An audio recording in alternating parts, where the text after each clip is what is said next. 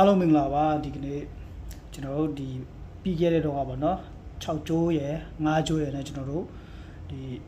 skill တစ်ခုကိုကျွန်တော် like ရှာပြီးတော့တီးထားပါเนาะအဲ့ဒါအဲ့အကြောင်းအရာကိုကျွန်တော်ပြောထားပြီးပြီဆိုတော့အခုတစ်ခါမှကျတော့ဒီ4ကျိုးနဲ့ပေါ့เนาะကျွန်တော်ရှာမယ်ပေါ့เนาะ4ကျိုးနဲ့ရှာပြီးတော့ကျွန်တော်တီးမယ်ပေါ့เนาะအဲ့ဒါဆိုတော့ဒီတီးမျိုးကတော့3မျိုးဖြစ်သွားမှာပေါ့เนาะစကီကတော့တစ်ခုပဲဒါပေမဲ့တီးနီးဟောဒီပုံစံကတော့ဒီ3မျိုးဖြစ်သွားမှာပေါ့เนาะဘာကြောင့်လဲဆိုတော့6ကျိုးနဲ့ရှာပြီးပြီ5ကျိုးနဲ့လည်းရှာပြီးပြီအခုက4ကျိုးနဲ့ပြန်ရှာမယ်เนาะ4ကျိုးနဲ့ပြန်ရှာမယ်ဆိုတော့ဒီ4ကျိုးနဲ့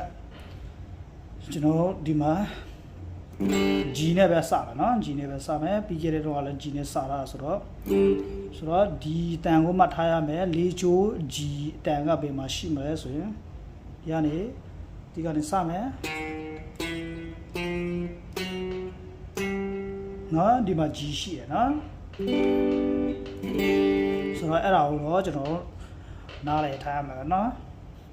အဲ့လိုမျိုးရှာတတ်ရင်ကျွန်တော်တို့ဒါအင်မတန်မှဒါစကီတီးတဲ့ခါတီးမဲ့ခါမှာအရန်လွယ်ကူသွားမယ်ပေါ့နော်အထောက်ကိုအရန်ပြုတ်တယ်လုံးဝတခြားကြောင်းရတယ်စင်းများဆဆစဉ်းစားစရာမလိုဘူး G နဲ့တီးမှာဆိုအဲ့ G အဲ့စကီကို G key နဲ့ဆိုရင်ကျွန်တော်ဒီမှာ G ရှိတယ်နော်အဲ့လိုမျိုး လိုက်တီးသွားလိုက်အောင်မယ်နော်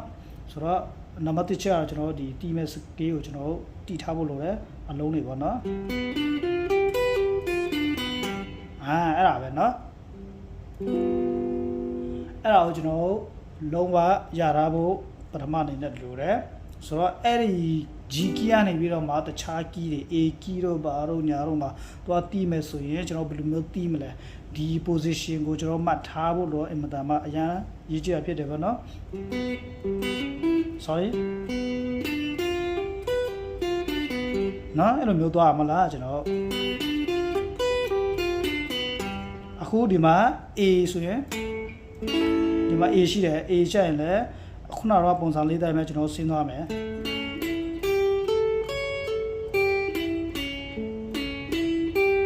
နော်ဒီမှာနော်ဒီတော့ဒီမှာတကွက်နော်ဒီမှာတကွက်ချာနော်အဲ့ဒါမှတ်ထားမယ်ပြီးတော့ဒီတကွက်ချာရဲ့ဟောမှာကျတော့ဒီမှာဒါပြန်ကြမယ်နော်တေနဲ့3ကွက်ချာပါနော်ဆိုတော့အဲ့လိုမျိုးကျွန်တော်တို့မှတ်ထားမှာနော်ဒီပုံစံကိုပေါ့နော်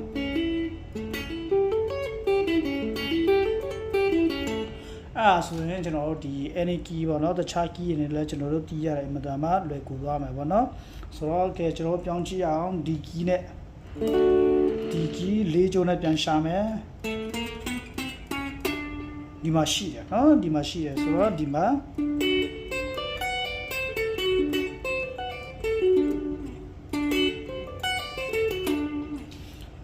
အဲ့ဒါမျိုးကျွန်တော်တို့မှတ်ဘယ်လိုခေါ်မလဲဘယ်လိုခေါ်မလဲရှာတွေ့သွားတော့ဒါအမတမလွယ်သွားပါတော့ကျွန်တော်ကြောက်စရာမလိုတော့ဘူးเนาะအရင်ဒီကတော့ကျွန်တော်တို့တီးတဲ့ပုံစံကျွန်တော်တို့အလုံးတွေကိုကျွန်တော်မှတ်ထားဖို့တော့လိုအပ်တယ်ပေါ့เนาะ position တွေပေါ့เนาะအဲ့တော့ D G flat A C D G F sharp ပေါ့เนาะ G flat F sharp เนาะဒါပေမဲ့ဒီအလုံးဒါကကျတော့D key တို့ပဲเนาะဒီတကယ်လို့ A မှာတီးမယ်ဆိုရင်เนาะ A D flat E G A C sharp D flat เนาะဆိုတော့အဲ့ဒီအတိုင်းလေးပဲကျွန်တော်သွားရင်လုံးဝကိုလောဝရှာရတာအမှန်တမ်းလွယ်သွားတယ်ပြီးတော့မှတီးရတာဘယ်လိုခေါ်မလဲအဆင်ပြေမှာပေါ့နော်လမ်းပြောက်စရာမလိုတော့ဘူးเนาะလမ်းပြောက်ဖို့ကြောက်နေစရာမလိုတော့ဘူးပေါ့နော်တကယ်လို့ဒီမှာ E နဲ့ဆိုရင်ဒီမှာ E ရှိတယ်ဘယ်နေရာမှာရှိတယ်ဆိုတော့တန်းတီးရမယ်ပေါ့နော်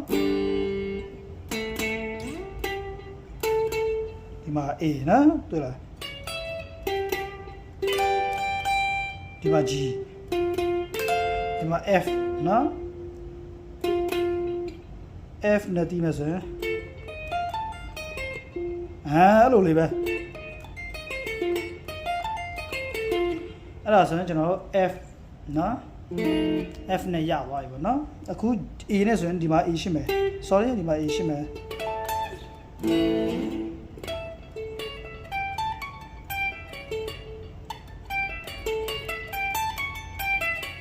အဲ့လိုလေးပဲကျွန်တော်တို့တီးသွားရင်အင်မတန်မှဒါလုံးဝ share ဘယ်လိုခေါ်မလဲအာရန်ကိုထောက်ကူပြုတ်သွားမှာပေါ့နော်ဒါကျွန်တော် line ပြောင်းနေစရာမလိုတော့ဘူးနံပါတ်1ချက်ကျွန်တော် position လိုအပ်တယ်အခုကျွန်တော် G နဲ့စမှာလား G နဲ့စတာဆိုတော့ကျွန်တော်ဘယ်လိုမျိုးဆင်းသွားလဲဆိုတာကိုမှတ်ထားရမှာပေါ့နော်ဒီရတယ်ဒီအခု G sharp A flat ပါနော်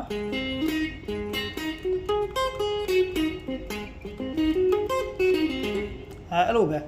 ဒါကျွန်တော်သွားလိုက်ရုံပဲပေါ့နော်ဒါမှဘယ်လိုကောင်းမလဲအထောက်ကိုဖြစ်မယ်လို့ဒါယုံကြည်တယ်အားလုံးစီပြကြပါစေ God bless